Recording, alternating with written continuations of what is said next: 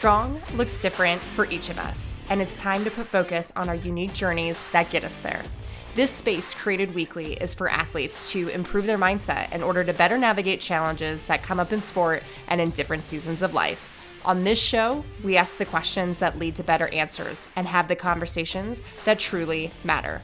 This is the Becoming Your Strong podcast.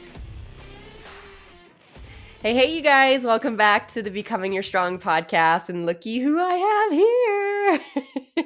She is taking over the nation, and by the nation, I mean my Instagram. She had a pretty awesome week last week. If you guys watched the American Ninja Warrior season 17, episode 2, I think. Yep. Yeah, I'm trying to follow along in the season, so not really 100% sure where we're at. But the season just started. If you guys saw the episode last week, you will know that Megan had a phenomenal run. So a lot of you were asking more about her story, just like where she came from, sharing with me how inspirational she was. So I knew I had to finally get the best friend on the podcast. So here she is. Megan, welcome to the show. Hello. Thanks for having me. Of course. Long time coming. I've wanted to have you on the show for a while now, just simply due to, not only because we have great conversations about just life and things that we're learning all the time, but I've always heavily admired your strength. I think you're truly the definition of strong in my eyes. And just your story, especially over the last 2 years, it has not been kind to you. Life has not been totally kind to you, but I also think it's been exactly kind of what it is that you've needed to like grow and step into this next chapter of your life. So it's really just so awesome to have you on here. But for a lot of people that don't know you, that maybe only saw your high level story last week, just want to share a little bit about you, where you came from, your background, all the good stuff.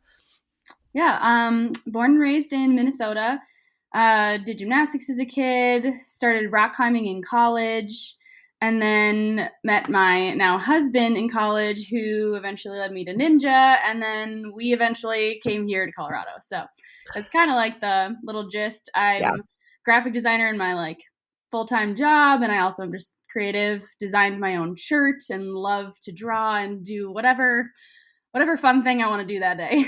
Yes, she's very creative, folks. And if you didn't catch that, rock climbing and gymnastics, perfect background for ninja. In case you're curious. The best combo. The best combo possible that you could have. But that's how Megan and I met. It was so funny. She and one of our mutual friends, Jen, came walking into Flow Vault, which is a gym that I used to train and work at. And it's really funny when you have two sort of confident, dominant, just really fierce, strong energies in the room. We're both like, who are you? And at first, I think it wasn't even the first time you came in that we even said hello to each other. It was the second or third time that you came, where I was like, okay, this is dumb. This girl sounds cool. I need to meet her and see who she is. And we had a really fun, first play date together is what we'll call it. And then from there, once we realized how similar of human beings we were, from our energy to just how we approach life, we were like, okay, this is a thing. So exactly. It was pretty fun. But that was my first season being called to the show. It was your second, third? I think it was my third. Yeah. Yes, it was my third, because this was my fourth season. Yeah. So you had been a seasoned veteran. Jen has always been a tester for the show. And so I was coming into this brand new. So it was really special is that Megan was kind of guiding me throughout this first thing of here's what to expect. And, flash forward to San Antonio. I competed the day before she did. I unfortunately didn't do as well as I wanted to, but Megan competed the next day. And I think what was really interesting is from the moment that I met you, you were always just this positive ray of sunshine. That's why I attracted myself to you. And then as things started to get closer and closer to the qualifying date, just I think some things were starting to set in for you as far as you just moved to Colorado, things are really new. Maybe things weren't what you thought they were, and your headspace maybe wasn't where you were hoping it was going to be going into season 14. So do you just want to talk about the start of qualifying season for season 14? Yeah. So that year there was a lot of change that led up to that season. We had moved in October from Wisconsin, the Midwest, where we had Dalton and I had both grown up, and we moved here to Colorado. Completely different ninja scene, completely different crew of people. Not bad, just completely different, and trying to figure out how I fit into that. And then I think leading up into the season, I was like, okay, cool. There are so many ninja gyms here. I have like such a great opportunity to get like super strong, work on so many things that like I didn't get the opportunity to in Wisconsin because we only had one ninja gym there. And then I don't think I really thought that I needed to touch the mental side of things. I don't think I had really, I mean, like I was a gymnast. I knew that like the mental part of the sport played a big role, but I don't think I ever had anybody who like pushed me to like really dig into like the little corners that you need to in order to like feel like you're fully rounded and ready to go for a competition day. So yeah, leading up to that, I think it was mostly just like getting on obstacles, trying to get into my new groove, and then it was a very weird season for me. Yeah. I think I had a lot of pressure that I put on myself because the season previous was like such a great season for me. It was like Mhm. kind of my second breakout season. It was my second season on the show, but they kind of made it seem like it was my first season all over again. I hit buzzers in both of the women's like races on that show or on that season. So it was just a really good season. So I think I had a lot of pressure on my shoulders. Yeah. And yeah, I remember walking up onto like the stage and just like feeling, I thought I was like locked in. I was like, okay, cool. I am so focused. I'm so ready to go. And then I look back at like my run and I was like, oh my gosh, that is just, it just doesn't even look like me. It looks like the part of me that makes me isn't even there. So I Yeah. can just like see how much that was weighing on me without me even knowing. Yeah. And then I ended up falling on the fourth obstacle, which had been like the worst I had ever done in a qualifier course. I was like, what is happening? Yeah. And I thought my season was completely over. Um, and then somehow I was on the bubble and I moved on. And it was like, okay, cool. I guess we like fell into the semifinals. Yeah, so it was kind of a whirlwind. Yeah, and then you fell into the semifinals and somehow fell into national finals, and you were just Yeah. like, "Kayla, I don't know how I'm making it. I'm just, like, literally, like, plopping around from stage to stage." And I remember you telling me, like, I just don't even wanna do it anymore. Like, I'm so mentally done. Like, I just wanna be done with the season, but I just keep getting invited back. So I can't imagine how hard that was. Yeah, I feel like that entire year of like ninja training and competing, I felt like I was like rolling down a hill. And somehow I would like catch every once in a while and then I would start rolling again. It Mhm. felt like I wasn't really like in it, but I was trying to stay in it with all my life. Yeah, for sure.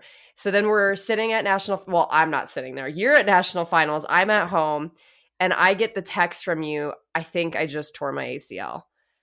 And I'm Actually, I didn't know I tore my ACL, but you I didn't. did. I think I told you that I think I just hurt my knee. Yeah, like something had Mhm. popped, like something Yeah. was definitely not up. And then you're like, "And I just got invited to women's championship episode, so I'm gonna be competing on a knee that I don't know what's about to happen." Yep. Yep. That is exactly how that happened. I injured my knee on the landing platform of the first obstacle.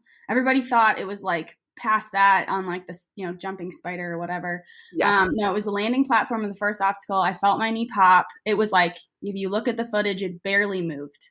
Like you can't tell I did anything. And then I was like, well, that's a problem for later.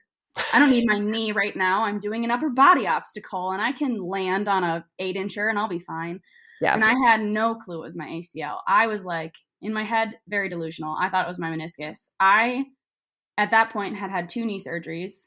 My second knee surgery, they cleaned out most of my medial meniscus. So I don't know why I thought it was my meniscus because I didn't have a lot of meniscus there. But yeah, so I kept competing. Once I finished that stage 1 run, I was like walking back to the athlete tent, and this producer with me was like, "Hey, so they want you to be on with the women's special," and I was like, "Great, cool. Can I see a medic?" yeah. She was like, "Oh yeah, okay. Hope your knee's okay and you can compete." It was just like such a weird time. It was such a weird time. So was it at that point that you found out, or was it after then when you got back home? Yeah, I didn't know until I was fully in my head. I thought it was my meniscus the entire Yeah, time. And I was kind of like, whatever. They'll just clean it out. I already don't have most of my meniscus there. It's fine. yeah, I was under the impression I was doing no more damage than like was already done, and I was like, it'll be okay. And then I actually went home to Minnesota for a rock climbing comp that was going to happen like 2 days after I got back from Vegas. I got my MRI while I was there, and I found out it was a partial ACL tear, which isn't like the end of the world. People like don't do anything about partial ACL tears. But I decided to not compete in my rock climbing comp because I was like, maybe I shouldn't be taking falls and potentially completely Probably. tear a partially torn ligament already. So, Yeah. yeah. And then remind me, what was the reasoning for actually going through and getting the surgery? Because a partial tear, some people Yeah. don't do anything about it, but what happened there? Yeah, there was a lot of debate. I have a really great surgeon here that I found. It's cool to actually be like, have a conversation with the surgeon and Yeah. not feel like you're being talked, like told what to do. It was a really great, like, I love my surgeon. She's awesome. She Mhm. was like, this is what you do with your life. Let's talk about like what the different pathways are and what you want to do. So we kind of debated for a while. It was either fix the fix the tear, and hopefully not touch my meniscus. She was really Mhm. worried about how much meniscus I had left in my knee after my previous surgeries. I guess the rundown is in high school, my senior year of high school, I tore my ACL on my right leg and my meniscus on both sides, and then got that all completely fixed. New ACL, fixed up meniscus, and then my sophomore year of college, so about like 4 years later, 2 years later, 2 years later, I retore my medial meniscus again and ended up competing and doing stuff on it. Had to go in a couple times. They finally went in and they were like, "Oh yeah, it's torn. You should probably get that cleaned up." So they cleaned it up for me. So those were my two surgeries leading up into this knee injury. Um, she was really worried about just how much meniscus I had left. And like with the sport I do, a lot of pounding. She was Yeah. like, honestly, it'd be great to do a meniscus transplant. And I was like, I don't want to do that. So let's do the route that doesn't lead to a meniscus transplant. If you have to replace my meniscus in order to replace my ACL to feel like good about it, then I'll just hold off. I'll wait as long as I can. I'll just let this partial tear live Heal its up, cover life it. out, and then see what happens and then maybe get surgery. But we kind of gone back and forth. We were juggling just life and Yeah. options and what was going to happen. And eventually we were like, okay, cool. The meniscus is good. She liked how much I had left. She said she would repair my ACL. And in doing that, it was hopefully going to lead to like less damage on my meniscus. So Yeah. hopefully lead me longer before and if I ever have to do anything with my meniscus again. So Mhm. it was essentially just like to hopefully not wreck anything else in my knee. Yeah. Yeah, it was a long debate. I think I tore my ACL in May and I didn't get surgery until November. So it was a That's lot right. of like back and forth, a lot of prehab just to see how my knee was feeling and doing with a torn ligament. So, Yep. Yeah. yeah. So the moment that you got the news, okay, like, or made the decision, really, I'm doing this, you knew that the recovery was going to be long. Like, this was not your first time through this, clearly. So, like, Yeah. where was your headspace at then, knowing, like, okay, the next year of my life is going to look different? So, I mean, obviously it's terrifying and you're like really sad, right? Like you've maybe not you. I have already gone through this before. My first go around was really tough, really hard. I was a gymnast for 10 years, tore my ACL my senior year and my first meet of my senior season. So, like, if you're familiar with gymnastics, it's a full time thing for most Mhm. people, unless they do it like recreationally. So, it's like that's a whole part of you. And for me as a kid, that was like almost my entire identity. I was not ready to give that up yet, pushing the side that I was going to have to at the end of that year. So, it was all of a sudden gone. So yeah, my first ACL did not go super well. I was just really sad. I had lost like a huge chunk of me. I didn't know where I fit in. I kind of was under the like impression that if I could walk, then I was good, right? Like I didn't know what sport I was going back to. I didn't have like a secondary sport. Like gymnastics was pretty much it. So yeah, leading into college, I was like, well, I can walk around. That's great. But like my leg wasn't very strong. Like it was fine. But yeah, so Mhm. I think this time I knew it was going to be a big recovery. Just being that I was doing it a little different this time, I took my graft from my left leg and I used that graft for my right leg, which not a lot of people do, but Mhm. it's kind of nice because then you get the graft you want, and then Yeah. for me it was really great because I was under the mindset that I couldn't half-ass it this time. I couldn't. I had to completely rehab both of my legs. I couldn't decide that like, well, my new leg with my new ACL is hurting me. I guess I'll just use my good leg to like compensate during a squat Yeah. or whatever exercise it is. I really had to say, cool, I'm gonna have to fully do this because both of my knees are gonna hurt and both of them are gonna need the same amount of attention, but there's no way out. I don't get to just like lax it off and use my good leg and not work on my injured leg. So for me, that was a really, really, really great mindset of like, you're completely diving in. Yeah. And I think even diving into that further mentally, one of the special things that you told me was like you weren't necessarily stoked with maybe who you showed up as or how you showed up or just how the last couple of knee surgeries that you've had, like the recovery period, you're like, I feel like this is my do-over, my chance to do this even better, not just from the physical side, but from the mental side of like how I show up, how I attack this, and who I can even inspire through this process. Like, I think Absolutely. that was the coolest thing. So do you want to talk any more about that and kind of like Yeah. what was behind that? Yeah. So, I mean, my first knee surgery, like I said, it was really tough. And I knew how it felt to go through that. I knew the outcome. I knew it wasn't the type of outcome I wanted. It took me years to like fully trust my knee again. My Mhm. original surgery was in 2014. My second surgery was in 2017. Up until I moved to Wisconsin and started doing ninja. Funnily enough, that was like, it was 2019, 2020. It was literally the first time I think I ever trusted my knee again. I was actually like trying to push it because I had something that was so exciting that I wanted to like, wait, no, Mhm. I want to fully utilize my knee again. Like I want to take these landings. I want to not be scared of like busting my knee.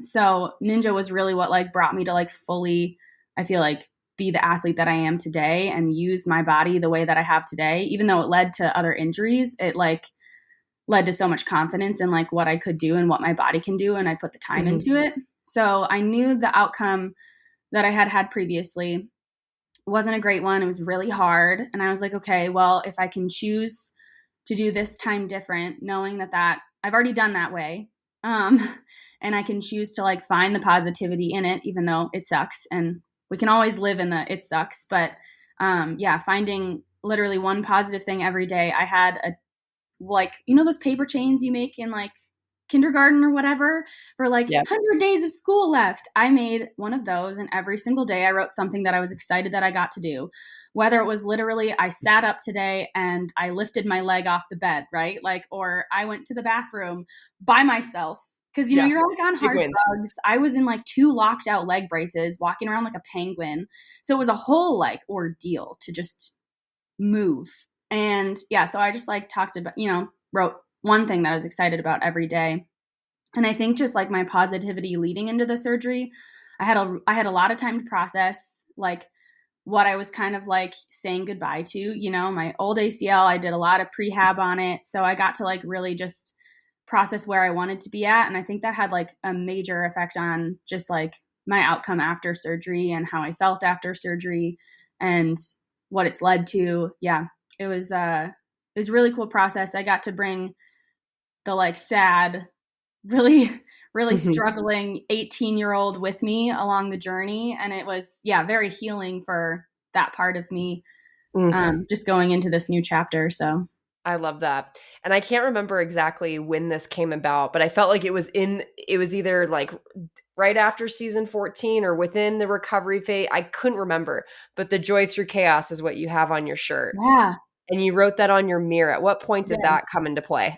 Yeah, I think it was right after I'd had surgery, and I had just seen this quote on Instagram. It was like a little bit longer. I don't remember what the rest of it was, but what stuck with me was joy through chaos. My middle name is Joy. I always struggled with my middle name. I hated it. Oh, I I was love like, it. I sound like a kindergartner. And then at one point in my life, I was like, no, I feel like it's like just describes my calling as a person. Like I bring joy, and I think that's a great thing. And like I think it's awesome to find joy in your life and like find joy in other people. And so, yeah, I ended up loving my middle name, but I was like seeing, like, just hearing the phrase joy through chaos. I was like, okay, cool. Life is literally chaos right now, but I'm choosing to find the joy every day, even though the chaos is still there. And Mhm. like the chaos is literally just life. It like I think it's hard because I think we tend to like live life from like, we're like, okay, here's the storm that's happening. I just have to wait till the storm's over and then it'll be fine. But that's not how life works. Like there's always going to be another storm coming, or maybe there's a storm that like happens right after the one you're in. And so I feel like it's really hard when you try to live like that. Okay, I just got to trudge it through to the next like sunshine moment, when you can just find the sunshine through the storm.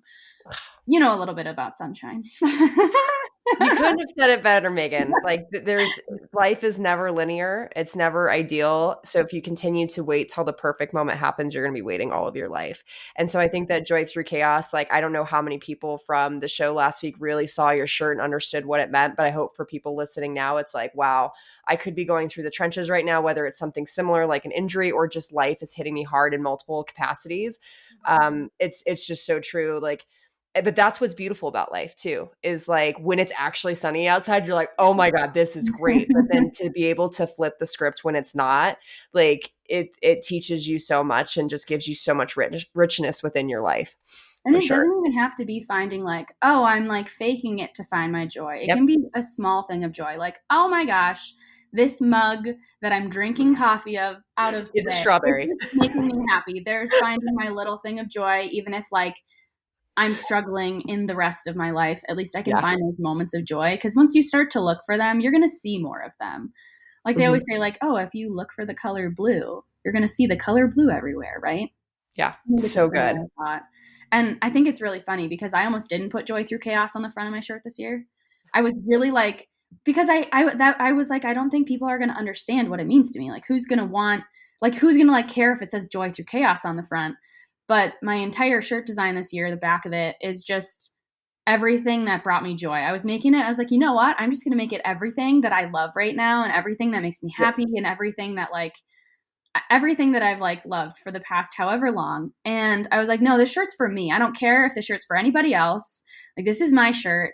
This meant so much to me. Like, I still have the original Joy Through Chaos written on my mirror. It's like the mirror that we have in our bedroom. I never like took it down. It's still there. And I look at it every day when I walk by. Some days I might miss it. And then I just, relook at it again. So I was like, I need to put this on here for me. So yeah, for sure. And I think like even just understanding that, like from the moment you got the call to the shirt design to just like leading into your season after all of this has happened now, because it had been 2 years because they filmed this, right? Yeah, it was 2 years. It was kind of like a long 2 years. It was 2 seasons that they filmed in 1 year, but I think it was actually almost like two full years of. Yeah. Yeah. So just like that whole process was like, it's been a long time coming. You weren't even sure if you were going to apply for the show again. Then your brother was like, I'm going to go for it. And you're like, it would be so cool to be on the show with him. Then you got the call and he didn't. And it was like, oh my God, what do I do? It was like a whole process itself, but it ended up working out. Ended up working out. And I don't want to jump the gun too quickly because I do want to ask you just some things. Because for example, like my mom is up for potentially getting surgery in her knee right now. And she's like, my whole world's going to go through the tubes. Like, how in the world do I even navigate this process? I'd be curious to know, like, what was potentially just, and it could be any moment, like that was the hardest part for you. Maybe it's a general concept just throughout your recovery and like how you were able to like mentally and physically overcome those things. Yeah. I think just like the hardest part really was just like the scale of the recovery. It was I had to deal with both legs that were dealing with different problems. One leg was really mad that something was gone from it all of a sudden. It was a perfectly healthy knee and now something's missing from it. So it was pissed. And then my other leg was just trying to figure out how to rework with a new ligament in it. So it was weird. I had different pains that were happening in different legs, and one leg would be fine with some things and one leg would be fine with another thing. So it was really tedious. But I don't know. I feel like that was really the hardest part, but this recovery this time around was just absolutely insane. Like there were days that were completely awful. Don't get me wrong. It wasn't like sunshine and rainbows, but I feel like knowing what I had come from and what I had done before was just like so much motivation to just keep going. It feels like it's going to be never ending. And then at some point you catch momentum in your recovery. So I feel like it's really just the first like couple of weeks that you just have to like get through the pain, get through your body trying to figure out what the heck is happening, and then you just hit a stride. And even if you don't want to, Mhm. you'll start to see progression in it. Yeah. So I feel like for me, it was just the immense like surgery that it was itself. So Yeah, for sure. And I think had it been your first time going through it, totally different lens, totally different perspective, absolutely. right? And I think that is the point I want to drive home to listeners too is it's you have to continue to put yourself in the hard places. You have to continue to go through the hard things, just like we were talking about going through the storms, Yeah. not waiting till the perfect moment. Because when you do, right, like this thing that took you out for literally 12 months became one of the best years of your life. You got married, you Yeah. got to play a supportive role, you got a dog, like there were so many things that were happening that were so good for you, and it's because you had already traveled through so much hard that you were like, I can find the good in Hmm. the madness that's happening right now. So it's just the more you do it, the easier it gets, even though it might not be any less hard than what you've already done. Well, and I also feel like too, I think it's very apparent when you're going through recovery, but it's also true to like just athletics in general. Mhm. Like if you're digging into the weak spots, it's going to be hard, but that's good. That means that you're digging into the right spot because you can't get stronger unless you target the weakness, right? So like it feels really hard and it's a lot of little things like you're doing a leg lift with your legs straight, activating your quads. Like it's dumb stuff. You're like, "Oh, I could do this without thinking before." But you're like, "Okay, I'm targeting the right thing. This is hard." Right? And then slowly over time it gets better. So then you can target a new thing or just like target it Mhm. differently. But I think that's true to like all athletics. Like Kayla, if you never worked on getting a better squat or like worked on your bike, like worked on the assault Yeah, bike the way that you have, like you wouldn't be digging into the weak spots in order to get better and in order for to become stronger.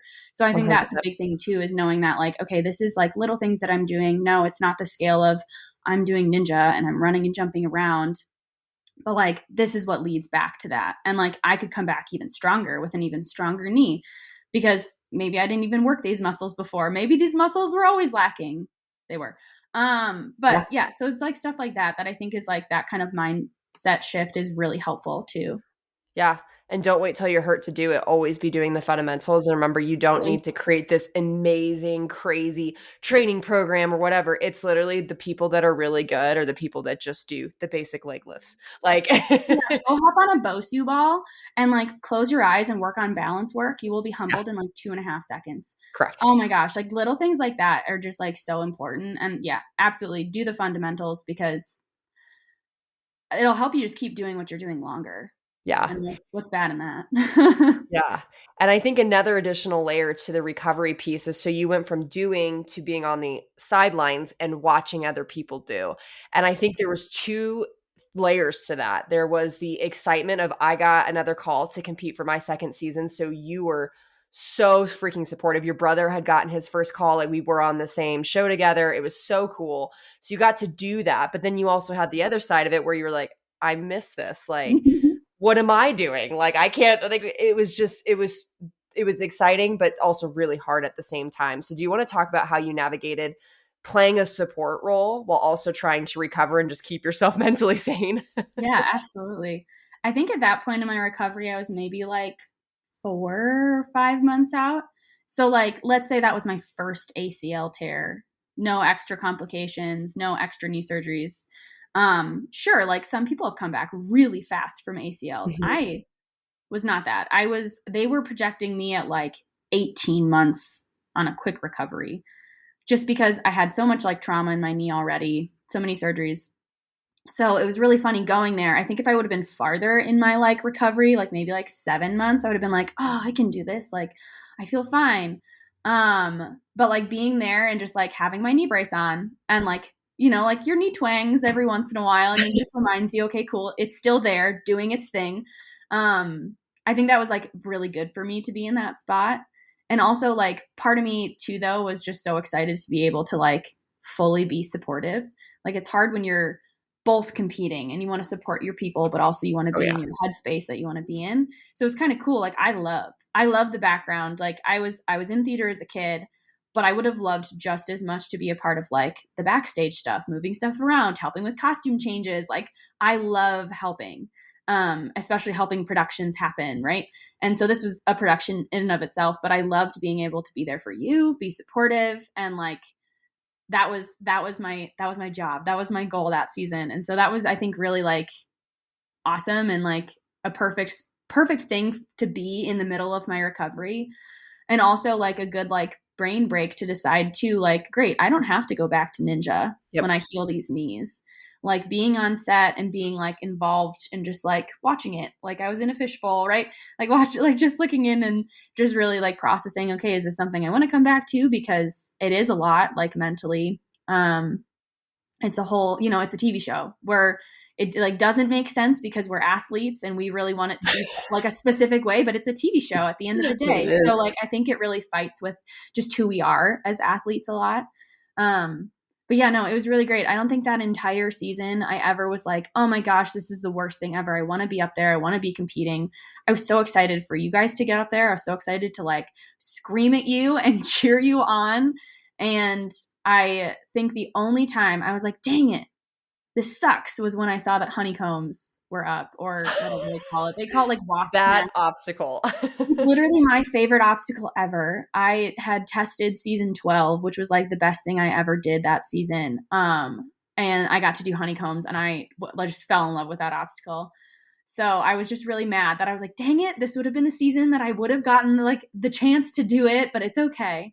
Um, but yeah, so I think that was really awesome. And it was a very like, I just got to be around the people that we only get to be around when we're there on set that one time a year. So it Mhm. was great. I still got to like do that. I got to probably be more present than normal. And there was none of like the buzz that happens. Like there's so much buzz in like the Always. competitor tent, in the competitor hotel. Like it's everybody's buzzing. It's anxiety. It's people there who are there trying to like stick to like their why, and there are other people who are there that don't even know their why. They're there for the wrong reasons. And then Mm. you're just trying to navigate and push back all the buzz that doesn't need to be in your atmosphere. And like, yeah, it's so I think it was good that I got to like be there, and I loved cheering you guys on. That literally made me so happy. Yeah. Yeah, so here's the real life behind a television show, folks, is it really is just that. It is a fluffy television show where what you see is might not actually be what it is. But in this circumstance, like I love that you and Katie were the star of the show last week because these stories are so freaking real to their core. I'll have to get Katie on here too because I'm sure people would Yeah. love to hear from her. But so you ended up going through with season Mhm. 17.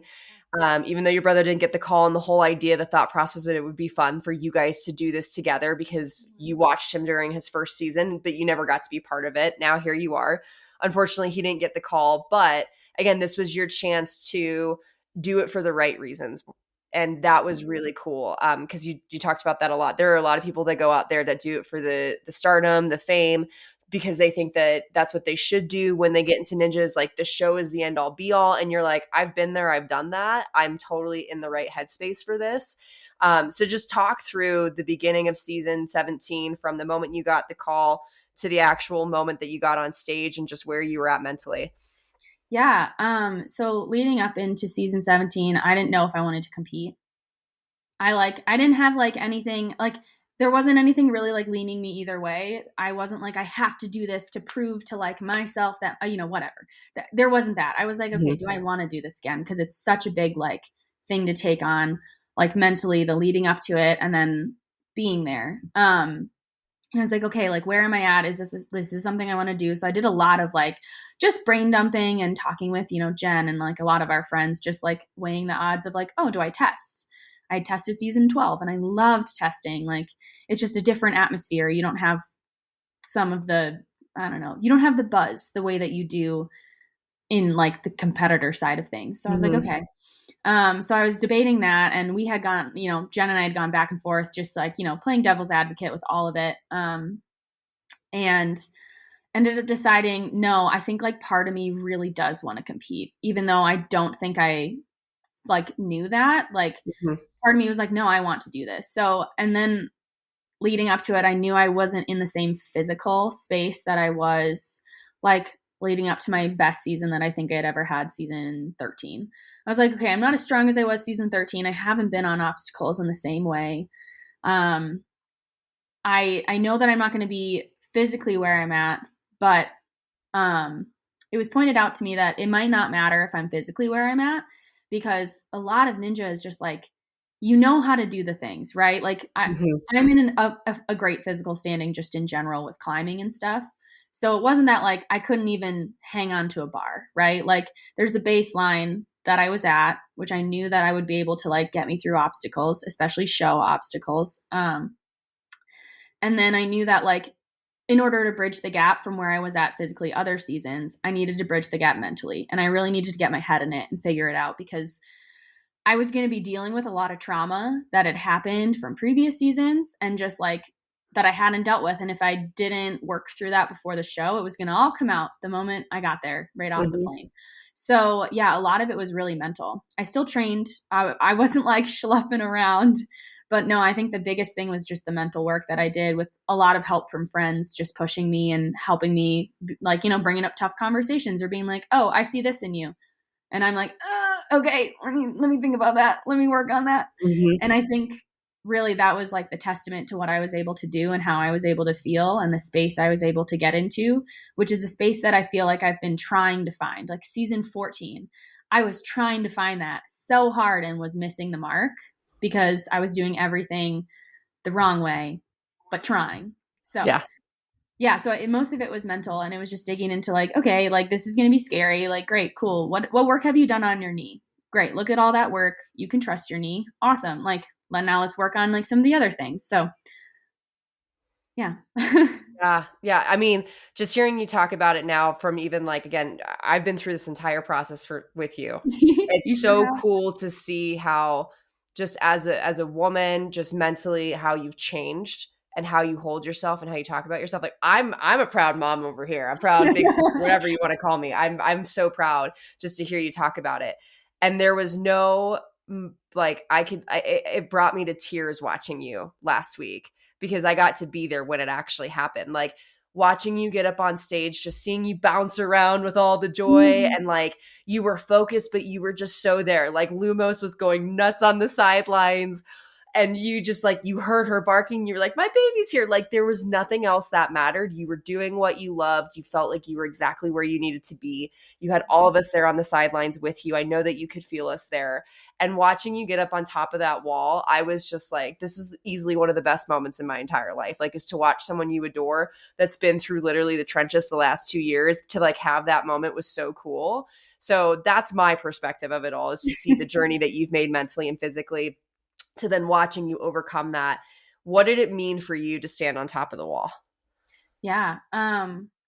I would just like to say that Lumos being there was like the best. Like, if I was in my head at all at any moment in time and I heard her bark, I just started giggling and I was good again.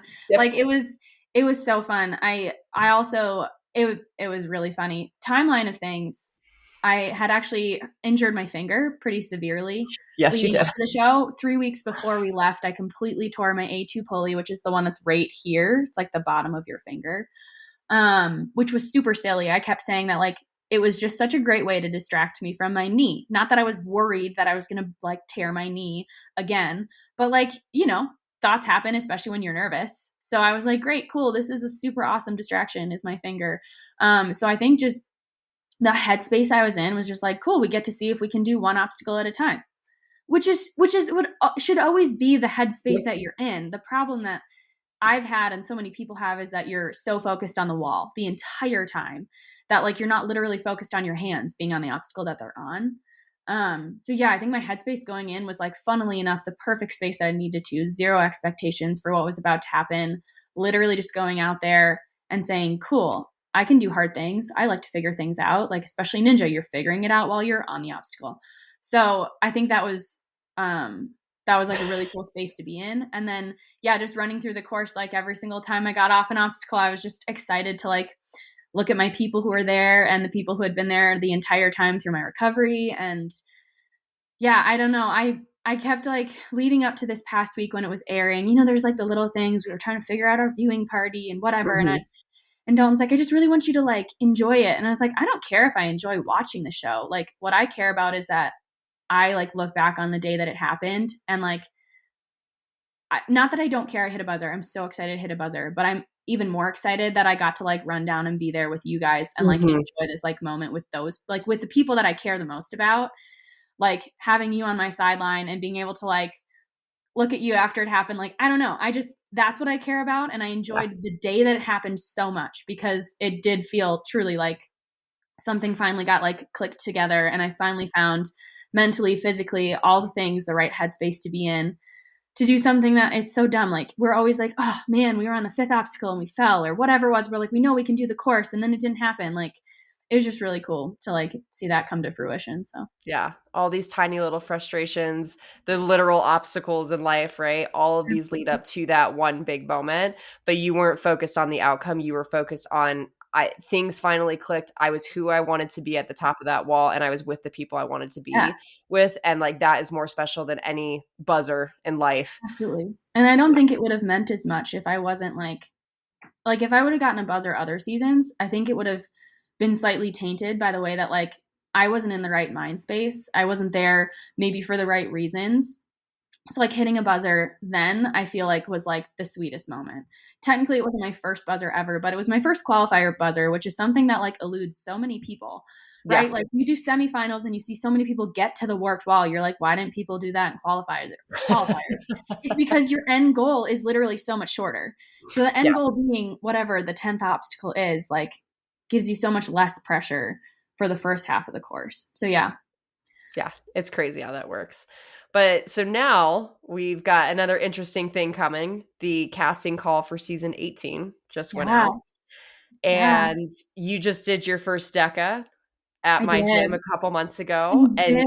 guys, she freaking annihilated it for her first time. Like a 16 Died. minute, like I'm not even going to be shocked if she gets an invitation to world championships this year because her time was so good off of her first run ever.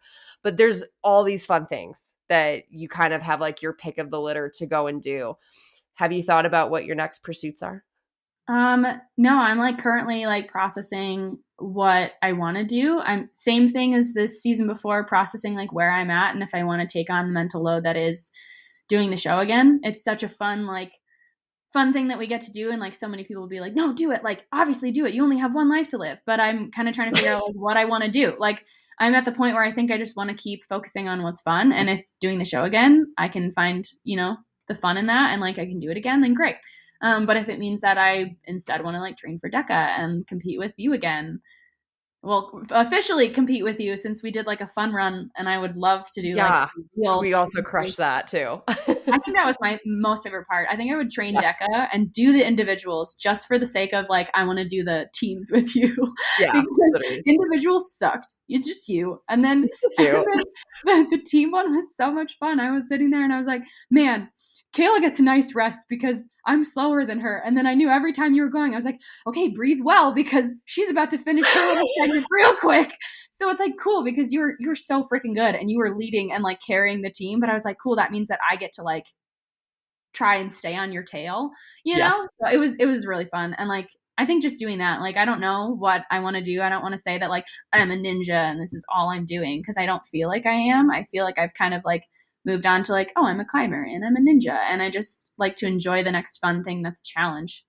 Mm. Like another thing like leading up into this season that was like I just wrote down all my whys and I would just recite them to myself the entire time. But one of them was like doing hard things. Like we come into the gym even though it sucks and I don't want to be here and like mentally I don't have the space for it, but I'm here so I have to make the space for it. And it's like, okay, we do hard things. Yep. Why are you here? Great, because we do hard things and we want to push ourselves into those spaces because that's how we grow. So I feel like just continuing to find things that help push me into those spaces that I can grow and then also just have fun while I do it. So Yeah, I think that's such a great like guiding like tool is just listen to your gut. You don't have to have it all figured out. I know we all feel the pressure and the expectation to have it figured out. Nobody does, and the right people don't. They just let where life's going to lead them, let them lead them there and like really go to that place of am I listening to myself? Do I really enjoy this? Does this fulfill my purpose and my why? And if you don't know the answer to those questions, right? Like you had plenty of those talks with yourself where you had to go and have those conversations. And it was because you chose to go through the hard. So hopefully all the listeners got a ton of really great golden nuggets through this. I know even just I'm sitting here like, oh yeah, this, and that as I'm going through.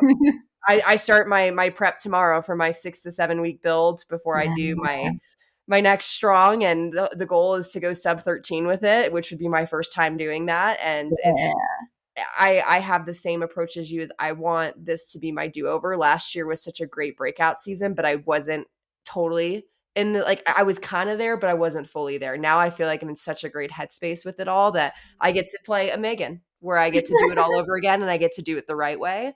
You just But gotta that's build that's off of that. where you came from too, which is Yeah. exciting. You get to build Yeah. off of all the work that you've already put in. So that's like, I don't know. I'm excited to see what you can do this year. Yeah, I appreciate that. Is there anything final that you'd like, any final messages you'd like to leave with the listeners today?